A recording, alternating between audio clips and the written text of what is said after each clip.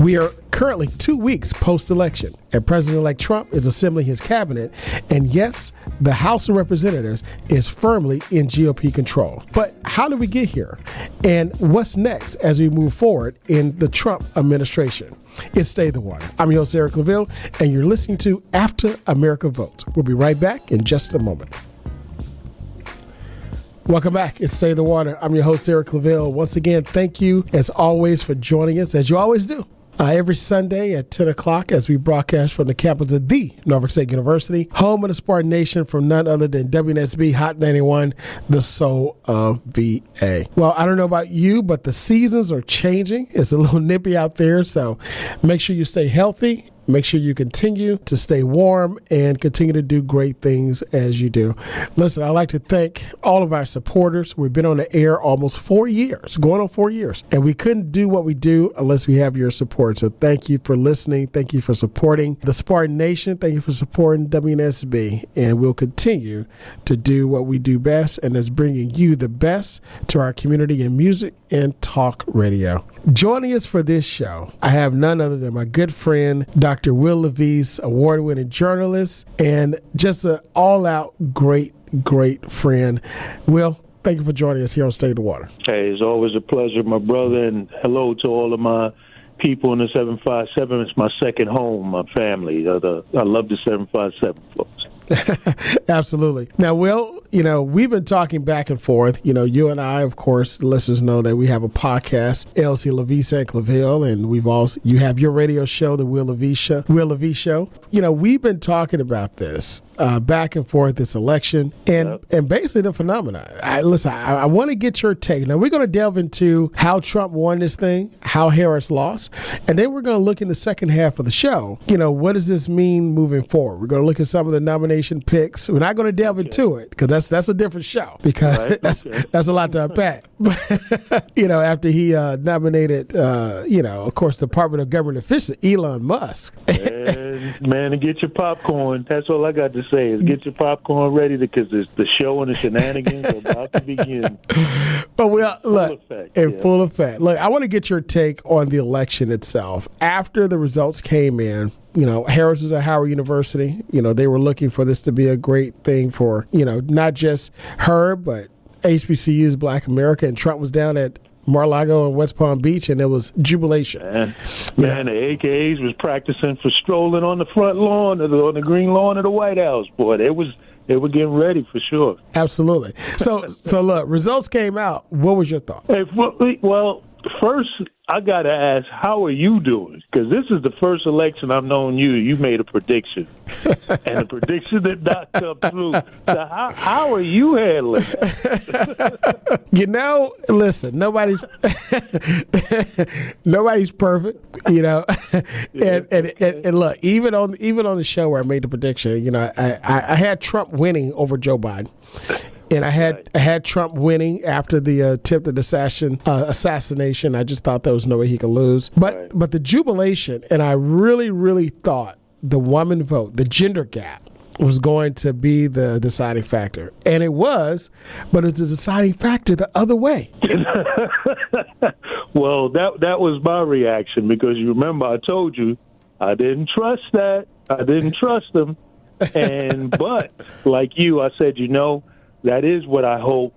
That has to be the decider that would push it for the white female vote to go the opposite of what we truly believe, that they were likely going to do anyway. But, like the old football coach Dennis Green said, he famously said, they are who we knew they were, who we thought they were. And that was my reaction, is like, wow, I have to be honest, I felt similarly as I did when I was covering Obama's election, the first election. I did not believe that he was going to win. And I had the same kind of gut feeling with Kamala, but my hope was, obviously I was wrong, right?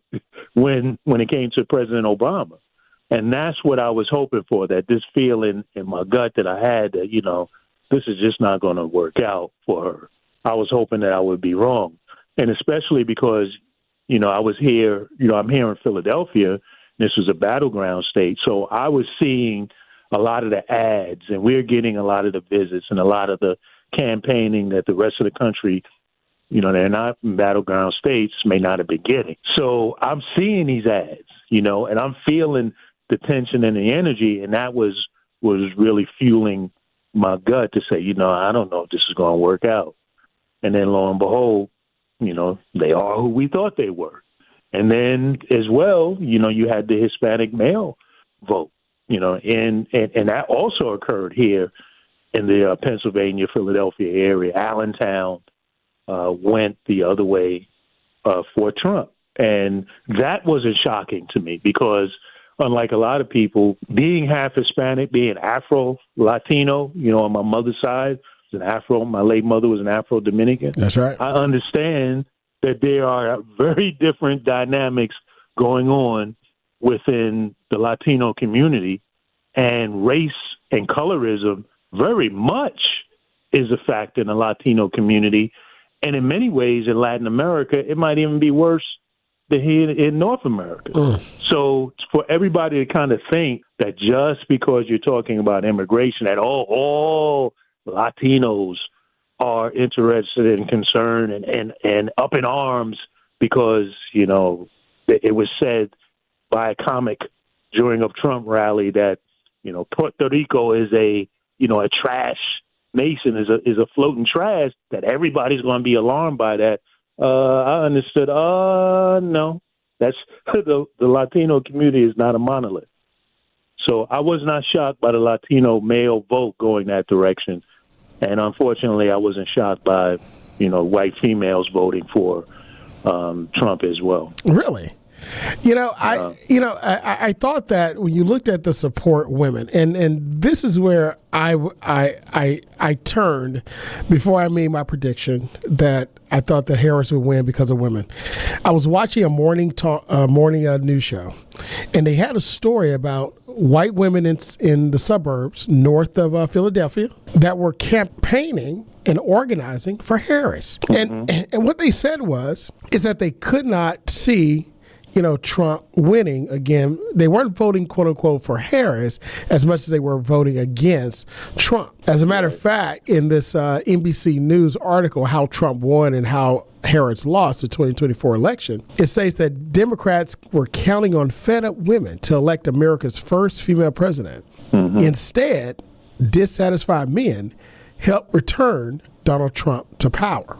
So they thought that the cat lady statement, right. They thought that the training guns on Liz Cheney face statement, they thought that all of these misogynistic and sexist statements would actually pull women, especially white women, toward Harris. Right. However, the numbers showed for the third election cycle in a row, Donald Trump won the majority of white women.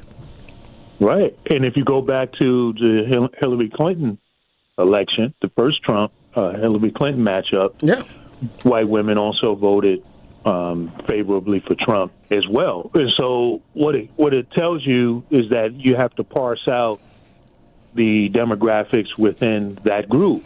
And when you start looking at that, you start to see that some of the more educated, college-educated white women were more inclined to vote for Kamala and kind of more inclined to vote for Hillary. But the less educated, those who hadn't gone to college and so forth, they are a huge part of that voting bloc. And, women are oftentimes very critical in many ways of other women. So we're hearing all this misogynistic stuff and all of these things about Trump and his rape cases and all these kinds of things. And a lot of times women themselves will be the ones questioning whether the woman involved is in some way culpable in what happened. So that is a truth. That is a reality that happens. And then you can't underestimate the element of race. The element of race and class is always in the undercurrent. It's always very prevalent in in any decision that happens in the United States. It's always there. Well, it's interesting you mentioned that because we've had two opportunities to elect a female as president. Both well accomplished, highly accomplished, highly qualified. Some of the most highly qualified people to run for the office in the history of running for the office. Both of the women. Yeah, but unfortunately, they were rejected by that demographic. And also another demographic. According to the NBC News article that I referenced, it said the president-elect's two eldest sons helped him pick the running mate, but it was his youngest son that encouraged his father to pivot to podcasts in an effort to reach other young men, typically a reliable Democratic voting bloc that split evenly this year. As a matter of fact, that 18 to 29-year-old found where Trump got also some of his greatest gains in order to push him over the brink. As a matter of fact, Democratic strategist Caitlin Legacki said, "I think the gender gap is going to be the story the next 20 years. She said, there are a lot of men who feel like they're being left behind. Society don't have a place for them. And if we don't figure it out, a civil war may break out along gender lines. And this is the biggest widening gap in American society, not the class." Well, I think the class line is widening even more so after this administration. But let's just deal right now with the gender gap. 18 to 29, college first time voting in college, or not college educated, military, or what we call blue collar or gig working jobs. Those guys that play video games for their for their downtime. They go to work, but you know, they come home and play video games. They're part of that generation, or they're locked into their podcasts. Right? He had a message for him. He reached him. His young Barron, I think, is 18, 17. He's like, "Hey, Dad, you got to go on podcasts," and it worked. Yeah, because you start looking at a lot of the stats. Like, for example, both of us are connected with universities. You in Norfolk State, obviously. I'm with Lincoln University. I'm a trustee. And we know that male enrollment, right, compared to female enrollment, is declining. And that's across the board. It's not just black males, it's whites as well. It's declining.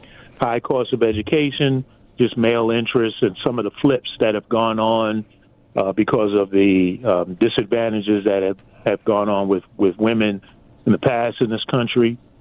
So you got that dynamic that's going on. You see women making gains in society. Women still earn less than men on average and all of that, but you still see women at this time in society having more success and more opportunities than at any time, right?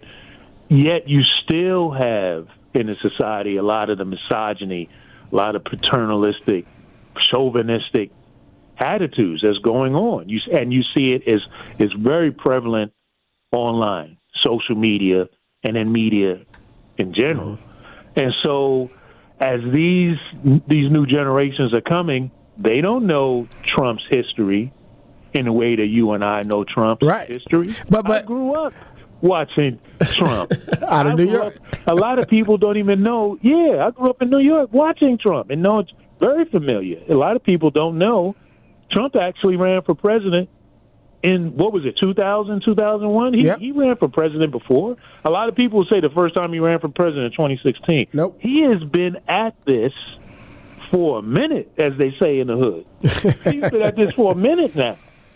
So a lot of these young people, younger generations, they don't know Trump's history. What they know of Trump is the guy that was on The Apprentice. What they know of Trump is the guy WWF. Here's this big, rich white guy, supposedly rich, right? Guy, a lot of bravado. He's entertaining. He's tough. He's what they aspire to be in many ways. And they don't know the history of the, Central Park situation or how he was on the New York, the gossip page in the New York Post, it seemed like every day. And where he was in the past politically, and things that he said, and the bankruptcies and his business. They don't know that. And then when he goes on these podcasts, right, has anybody ever actually really carefully listened to what he said the way that you and I have do No. that as news junkies? No, people don't go and carefully listen to what he's saying. All they hear is that he's going on all the podcasts. He's really out there touching the people. If you actually listen to what he says, if you actually listen to the rallies, it's a lot of rambling. Yeah. It's a lot of nothing. Right. People don't pay close attention. You and I used to be a columnist at the Daily Press. I'm a trained journalist. We had PhDs. We pay attention and don't like to even talk about things unless we feel that we are thoroughly informed, right? And if we are wrong about something, we welcome being corrected because we rather be accurate than to just be able to say that we right and we won an argument. A lot of people, their mindset is not like that. They're not paying close attention. They're just going by, the talking points that they hear. They're going by what they saw their cousins post that came from their neighbor down the street who, got it from, the guy that they heard at the bar. And that's what they're going with. And Trump is a guy from The Apprentice. He's an entertainer. He's supposed to be a rich guy. Hey, he's for me. He's going to get it done. That's it. But, also according to this NBC News report, it said that not just the gender gap, but the entire country seemed to have shifted going to the right. And they said that the electors in a foul mood, inflationary post-COVID era, and they said that Harris failed to separate herself from a deeply unpopular incumbent, meaning Joe Biden. But still, going back to remembering, I think this is the Democrats' fault for not causing America to remember what those 4 years were, not causing America to remember what January 6th was. But you and I remember COVID, where we were supposed to be in a deep recession. Yeah. I mean, stock market's supposed to dip. I mean, it was supposed to be bad. But Biden comes in, Harris comes in, and guess what? It never happened. Prices are a little high here and there, of course. You got to adjust some eating habits. But at the end of the day, nothing closed. You and I, last time we saw each other, we didn't have masks on. There were no restrictions indoors. So I think people fail to remember, but I think the Democrats fail to remind. Yeah, and two points. That is typical of Democrats in their messaging over time, failing to deliver the message, failing to really talk thoroughly about the positive things that have happened. And then the other thing is, again, what I said about people not paying close attention, right? You paying attention to what is going on with economies, not just here in the United States, but all over the world. Yeah. And all over the world was in recession. All over the world. If you travel, even like China, you and I travel, been blessed to be able to travel, you would know that things are high in the Caribbean. Things are high in South America. Things are high in different countries in Africa and Europe, right? So recession, inflation, every environment was worldwide because of COVID-19, the supply chains being all jacked up. And the U.S. economy actually, as you just said, was actually doing better than other economies because of the decisions that were made here by the Fed, primarily because it's not even that the president has such great power to impact the economy in a kind of, let me just push this button and that button and I'll fix it. In a, like Trump will say, I will fix it. That's not even how it works. Again, people who pay attention know that what I'm saying is not rocket science. It's not unusual. And we actually have this information at our fingertips on our mobile phones if we just choose to read about what is going on in other parts of the world. And it's crazy to me that we have this kind of information in our fingertips and we don't pay attention and we become easily gullible to talking points that are thrown at us, by these algorithms and all of these different so-called know-it-alls podcasts and whatnot on social media. The interesting thing about the podcast, again, if you listen to these podcasts that like Trump was on and the conversations that they were having, my goodness, they were about nothing really that's going to have any kind of positive impact on turning the economy around. Yeah. You're just rambling. But the perception is, hey, he's a rich guy, he's entertaining, he's tough. He knows what he's doing. He will fix it. Right. It's Stay the Water. I'm your host, Eric Laville, and you're joining us for After America Votes. I have with me my good friend and award-winning journalist, Dr. Will Levis, here to discuss why Trump won and why Harris lost. You know, Will, next show we'll get to, the nomination and what to look at moving forward, because moving forward, the first 100 days, we know what's going to happen. Project 2025. I really want to delve into these nominations and really take our time with it, because who's leading our agencies is very important. And also the Agenda 47, what the president has on his website, DonaldJTrump.com, of what will take place. So to your point, nobody should be surprised. This was really the first election where I saw everything laid out. As a matter of fact, if in comparison, he laid out more information than the Harris campaign. Now, I think that was, I don't think that was a bad thing on either side, because I think what Harris should have done was, like you said, touted the successes of the Biden administration and talked about the economy, immigration, and other policies that were controversial. Right. Because they did a great job normalizing what we were experiencing during COVID. But Will, I want to take a look at the strides that now President-elect Trump made and where the Democrats lost. So according to NBC News, they said Trump made strides in his promise to assemble a multiracial working class coalition. And I want to focus on working class. He won 45% of Latinos. Right. Now that's male and female. But of that, 55% are Latino men, which are both records for Republican presidential candidates. He also made gains in blue states, where normally Democrats win hand over fist. And they were supposed to count on winning Wisconsin, Michigan, and Pennsylvania, and it was a wrap. But it didn't happen that way. He also pushed his margins among non-college educated and middle-income voters to new heights. In other words, a Harris aide stated, the demographic shifts for us were just simply brutal.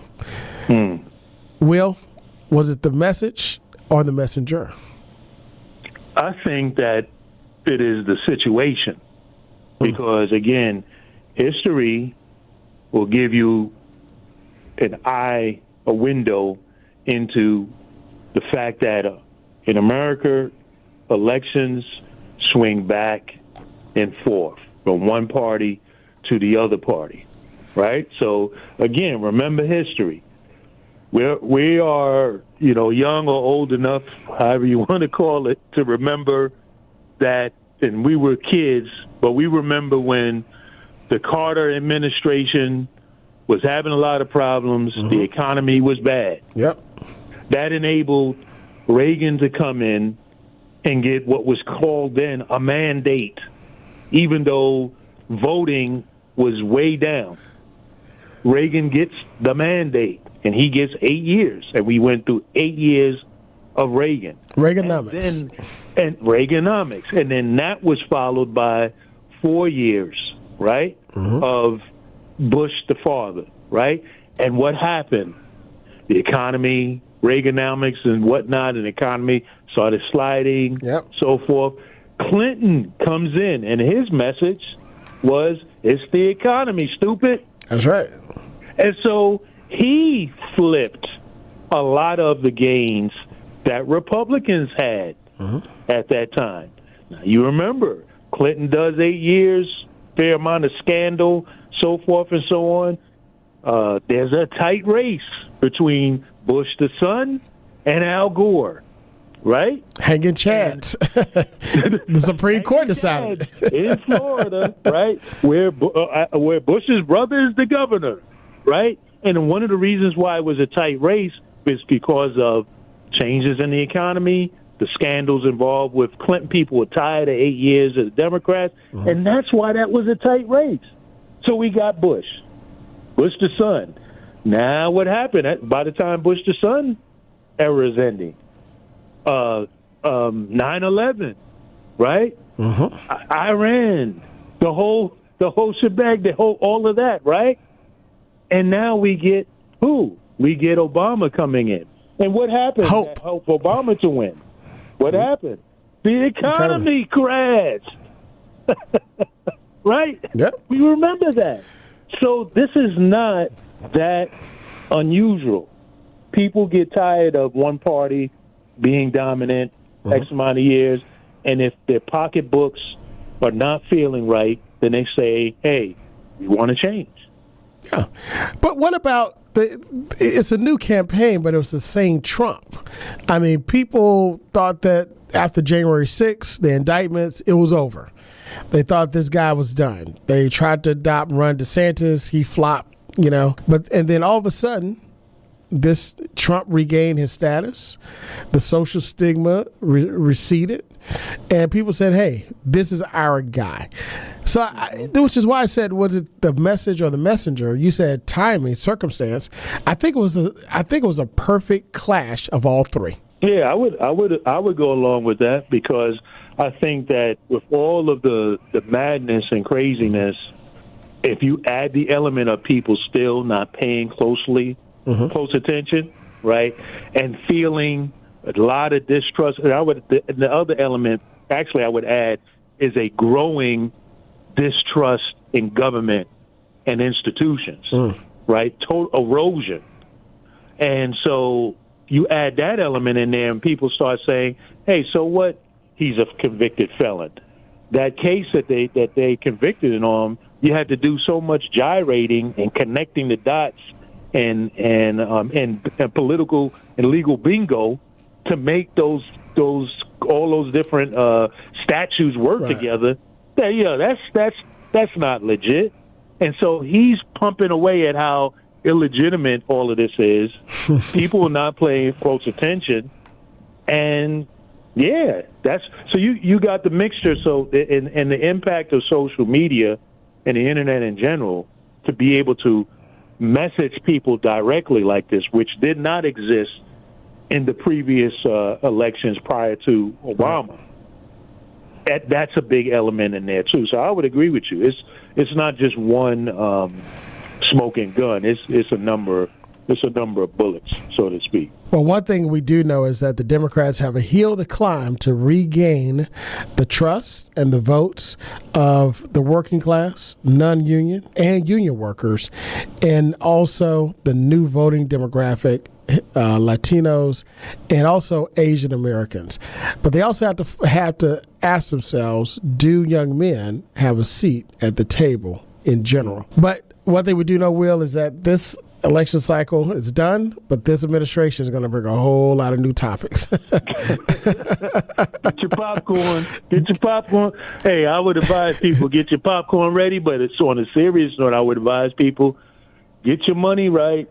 There you go. You got to get your money right. I'm telling you, get your debt down. That's right. Get your money as liquid as possible, because when things start to shift and change and shift around, it also means that there will be opportunity. That's right.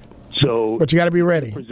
You got to be ready to position yourself to take advantage of opportunities. So get your money right, and take care of your family and take care of your health. That's it. This has been State of Water. I'm your host, Eric Claville, and as you know, every week we come bring movers and shakers and policymakers to you to discuss issues important to the community. Continue to tune in every Sunday at 10 o'clock.